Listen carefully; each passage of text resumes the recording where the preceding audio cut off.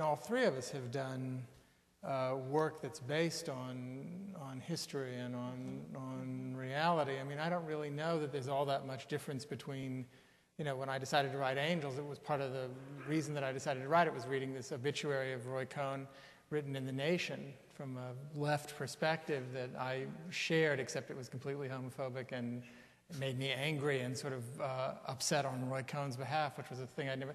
But then digging into Roy's life gave me Ethel Rosenberg. I mean, all that stuff comes out of it. And you know, Venus is a history play. I mean, it's based on a very great history play, and so I mean, I think we're in a way we all, you know, feed off of that thing, and then, you know, I mean, you had the facts of Baltimore and the relationship between. It feels so much more literal to me what I'm doing. I mean, I'm not, you know.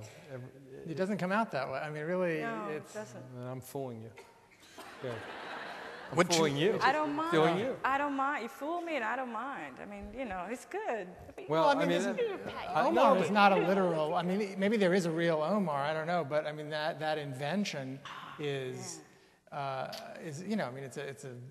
Well, there are guys. That's very interesting. There are guys who rob drug dealers, and I can actually name them. And I actually got to interview, and got to know one of them very well. But there's a whole crew of them: Ferdinand Harvin, Anthony Holly, Cadillac and Lowe, which was a team, Donnie Anders, and some of them had great long careers. Were any of them gay? No, that one I made up. Hey, but that was what we're talking about. And by the way, Donnie, who's still around and is a very good friend, he always likes it when I use his name and say he's one of the inspirations for Omar, but then he insists that I say he's not gay.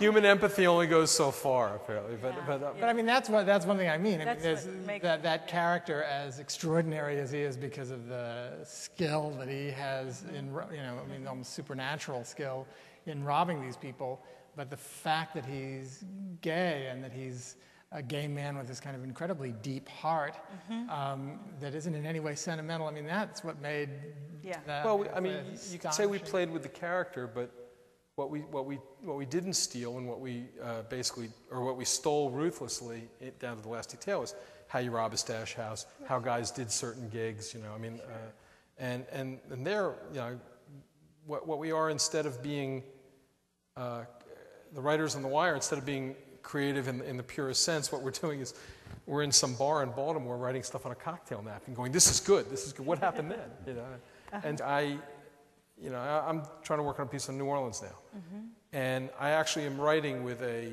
schematic of what happened in New Orleans historically and sort of politically since the storm, and I'm looking over my shoulder and going, "Oh, okay. In August, these things happened. I can use this grist for my mill."